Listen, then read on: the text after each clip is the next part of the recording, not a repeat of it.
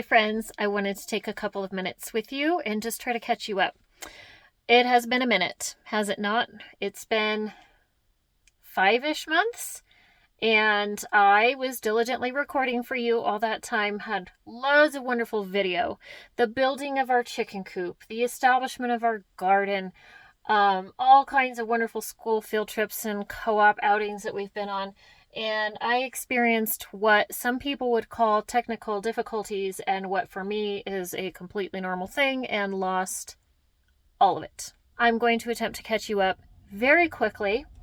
I had to run an errand and I decided to go ahead and grab a cup of tea and have a little chat with you. The big kids do a history co-op, which this morning actually meant science because they were reading about the discovery of DNA. And so they built these cute DNA models out of marshmallows. And my younger kids do a science co-op, and currently they are studying space. So we had a good morning. I had planned to spend the afternoon at the tire shop getting snow tires on our van. The snow tires could not be delivered because of the snow. So I find myself with a few extra hours today. And yesterday morning, I threw up my hands and declared we're officially on Christmas vacation. We're not doing school other than co-op. So we have some time today, and I've decided to tear out another portion of carpet. Now, as fun and challenging as it is, I do not recommend the course of action we have taken with the flooring in our house, which has been to move all of our furniture in, mostly bookshelves full of thousands of heavy books, and then decide one section at a time what you want to tear out, thus necessitating the movement of many bookshelves and books. Did I mention the dogs? The dogs are why we're tearing out a portion of the carpet. The dogs are why we have torn out other portions of the carpet. Lest I sound like I am complaining, I am delighted to be tearing out this carpet for any reason. This is what we shall be doing today. Yesterday was my youngest daughter's birthday, Cece. She turned 5. She got a mermaid, for those of you who are curious. She has slept with it. She has bathed with it. She has eaten with it. I would say that gift is a hit. That was St. Nicholas Day, December 6th, and so now for our family, the Christmas season has officially begun. And if we can get carpet torn out and the floor painted, again, not a course I recommend, but it works for now. It works. We're going to go ahead and paint the floor. Then we will also try to get our tree up and start our Jessie tree. Those of you who know me or watched last year's videos know that our Jessie tree starts on December 1st and we're behind, which is okay. That's why I chose that tradition to begin with, because it's easy to get caught up and there's no pressure. There's no Jessie tree police standing over us saying that all is lost because we're 7 days behind. So I hope to start that tonight and officially launch the Christmas season for our family. What else is new? Our 2 oldest boys have begun to play basketball. They had their first game the other night. They did not win, but it was very close. And there were some really exciting moments, even for somebody like me who does not enjoy sports. Here they are in their suits because they were told to dress up for game day. These 2 particular boys are also in a Shakespeare co-op, which meets 1 minute from our house so they can ride our bikes. Otherwise, I would never in a million years dream of doing that many activities for our family every week. Am feeling a little overwhelmed, not gonna lie. We've been on the struggle bus lately, keeping up with it all. This is mostly because the boys' basketball practice is at 6 a.m. My husband and I are up at that time. We get up at 5. Actually, my husband's been getting up at 4. But those growing boys are tired. They're not used to getting up at 6. And so it's kind of been a challenge the rest of the school day to get things done. But it's overall going well. And they're really enjoying their Shakespeare co-op. Math is not going well. Math rarely goes well in our house, but this year has been particularly hard. We, of course, like many of you, really struggled over the past couple years. 2020 kind of sent us into a spiral. Then we moved out of state and we're establishing this homestead and trying to find work and all that stuff. So getting back into the groove of things has been really difficult. The older boys are still doing teaching textbooks, which comes with its challenges. It means that for a portion of the day, the kids have access to the internet. And sometimes kids don't have a really strong willpower to resist everything else on the internet when they're supposed to be doing math. So it's been a little bit of a struggle. Been trying to figure out if teaching textbooks is going to be the way for us to go. Or if we need to try to transition into something else. One thing that has been going great is morning time. We got into a really great groove because my husband was working from the home office for a little while. That sounds fancier than it is. What we did was hastily throw up some insulation in half of our barn so that my husband would have a home office that was quiet and removed from the rest of the house. And he was working from home for a little while before he decided that wasn't the right position for him. So now it's my home office, and I'm enjoying that, as chilly as it may be. Anyway, he was home in the mornings, and so he would join us for at least the first part of morning time, which is, the Bible and the prayer and scripture memorization and catechism and that kind of thing.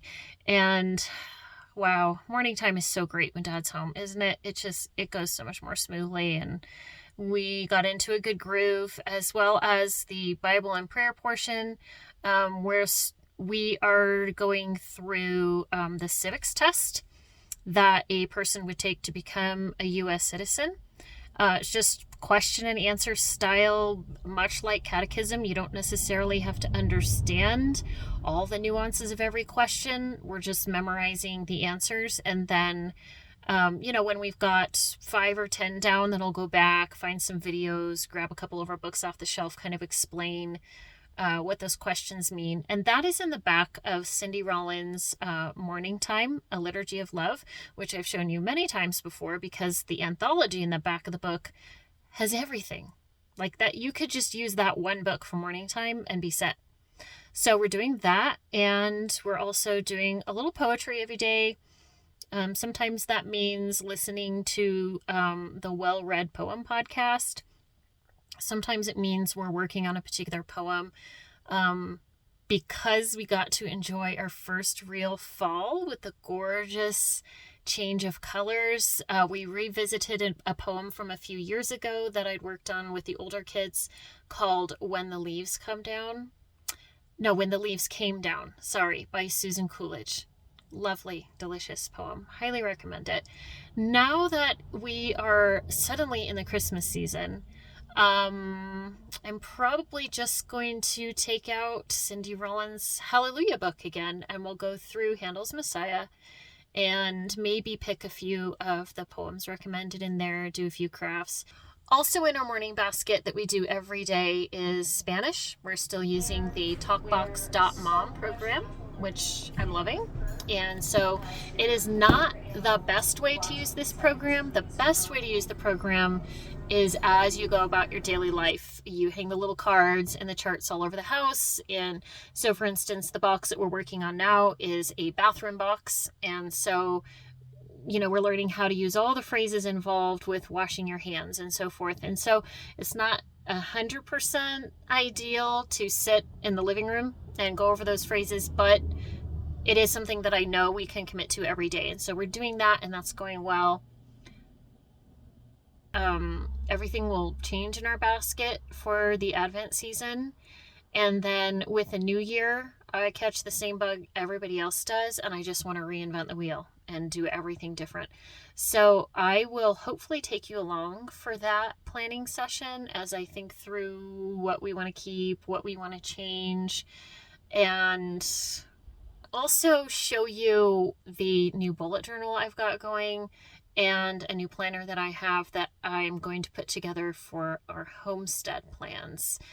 I really want to closely marry the homesteading to the homeschooling and tie them together as much as possible, because once spring hits, it's just all hands on deck, and it's so busy, and there's so much going on from dawn to dusk, and I need the participation of everyone in the family. So of course, there is amazing learning opportunity on a homestead.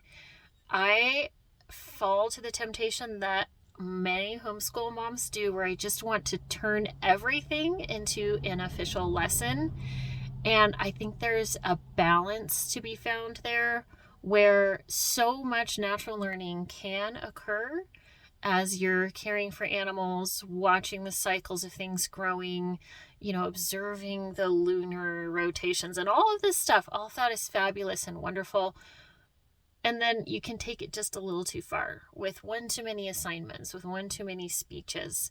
And so I plan to be more deliberate about that moving forward, and just helping the kids embrace and enjoy homesteading as much as possible and still get some work done. I almost forgot. I need to give you a few statistics. So somebody was asking, well, what do you have on the homestead? Currently, we have 1.25 acres. My brother has moved from Tulsa, Oklahoma. And although we have been apart for so many years, come to find out, we've been following all the same channels and reading all the same books, and are both very, very excited to really launch a real proper homestead. I'm so thankful and so excited to have my dad and brothers help.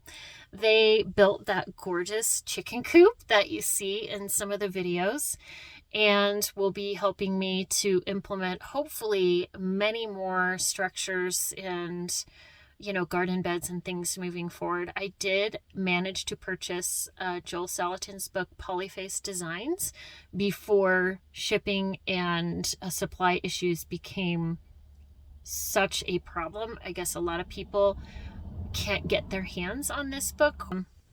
I got Polyface Designs and Polyface Micro, which is growing livestock on a small homestead scale. Both really fabulous books. And I am so, so excited for spring, and also terrified because we've been trying and failing for so long in Las Vegas, and I've talked so big for so many years. Well, if we just lived in a place like Colorado, everything would be perfect and I could grow all the food I wanted and have all the animals I wanted. Well, now I actually have to do it and not fail. Currently, what we have are 2 of the most awesome barn cats you've ever met, Mittens and Socks. Very original, I know. And 2 dogs who are not awesome, who have kind of created a lot of havoc far and wide, including my carpet. Nevertheless, they're here, and the Lord has been so faithful to gently nudge me and remind me that all of it is here for a lesson. And indeed, we have learned a lot. We have built a lot of fences. We've built a lot of fences, y'all, because these are my husband's beloved dogs. And he would be so, so sad if we had to rehome them. And I'm really asking a lot of him, because homesteading's kind of not really his cup of tea. Knowing that we're going to be moving forward into this busy season has helped me to be more patient and helping him care for his dogs. So anyway, so we've got those 2 cats and 2 dogs, and we have 10 gorgeous young layer hens. I suddenly decided a couple days ago that it would be good to get a rooster. We don't have any neighbors who care if they crow. We don't care if they crow. So I will be getting a rooster just so that we have fertile eggs. There have been, like in every other area of commerce, shipping and supply issues with eggs and chicks. So it's just wise to have a way to create more of our own chicks. And we would like to get up to 25 layer hens. That's about what we need to supply our own needs and have a little bit of extra for my brother and dad and neighbors and that kind of thing. My hope, my plan, is to get 2 or 3 feeder pigs. I have a larger garden area that we're going to establish in addition to the one that's behind the house that's already established. And that means I have to start from square one and till. I love the no-till method, and I do want to use that going forward, but we will need an initial till. And I was scheming to myself how I could borrow or rent a tiller, and then I remembered pigs till. So Hopefully we'll be getting some electric fence, doing some rotational grazing kind of thing, and get some pigs onto the garden area to till it for us. And within 7 months or so, send the pigs to freezer camp. I was watching a video by the Dohertys, who are kind of superstars in the homesteading world, and they have created over a few decades a farm that is almost 100% sustainable on its own with very, very little external input. And this is a goal that we want to work toward. So one of their initial pieces of advice is to look around at the land you have and ask, what animal eats this? So we're in the high desert. Yes, everything grows here. It's fruit country. Everyone has a garden. It really is food paradise. On the other hand, it is still high desert, which means that unless somebody has purposely nurtured the land, you have a lot of what looks like Las Vegas. And that's kind of what we have right now. I've never wanted to have goats, y'all. I'm not a fan of goats. I don't like their meat. I don't like their milk. I don't like the way they look at you with their creepy little eyes. But it came to me as I was standing on our land and asking myself that question, what kind of animal does this land need? It needs some goats. So I have a feeling that the pigs and the goats will come at the same time. I'd like to get a milking goat, because even if we don't really make use of the milk, the pigs definitely will. And any kind of input I can get from my farm, great. The goats will also serve to nurture and disturb the land that currently is kind of useless for us. It's not producing anything for people because it's all scrubby and there's not a lot of nutrients and there's a lot of brush, and goats love brush. So my hope is that we will not completely drive ourselves insane by taking on too much at once, and establish some goats and pigs at the same time that we are putting in what I'm going to call our large market garden. At the same time, because clearly we're insane, I would like to get 20 or 30 meat chickens. We have an area established where they can go that did not work out for dogs. And because we're familiar with chickens, I'm less intimidated by this than anything else. I've made some contacts here because our neighbors are fantastic. Everybody here raises their own food, and I don't even think they know how cool they are. So that means that there's lots of knowledge and lots of connections, and I should be able to have no problem finding people to teach us to butcher, to process, to buy any kind of animal we want, not from some big nasty factory farm, but from nice clean pasture, from animals that have never been vaccinated. We are just so blessed, and I'm so excited to get started. Whew, that was a lot. I did say all this in 6 months worth of videos that I lost, but thank you very much for sticking it out with me. I hope I don't forget to get a little bit of video of us tearing out carpet and choosing some new things for our morning basket. Thank you, friends, for spending time with me here today on Go Big and Go Homeschool. Oh, that reminds me. I came up with the greatest name for our homestead. Israel, who's 7, got the cutest little journal from somebody online. I'm going to have to go home and find it and show you guys. But it's called My Homesteading Journal, and he was so taken with it. He loves it. One of the questions that it asks in the beginning of the book is, what is the name of your homestead? And he pestered me every day. Mom, did you think of a name for the homestead yet? I couldn't think of a good one, and finally it just landed in my lap. So we are at the base of the Grand Mesa, which is the world's largest flat top mountain. And of course, for those of you who know any Spanish, means big table. Well, we are definitely a big table family. We have the big table, and we've got the homestead, and we're at the base of a big table. So there you go. We're the Big Table Homestead. And thank you for watching the Big Table Homestead and Go Big and Go Homeschool. I love you all. Talk to you soon.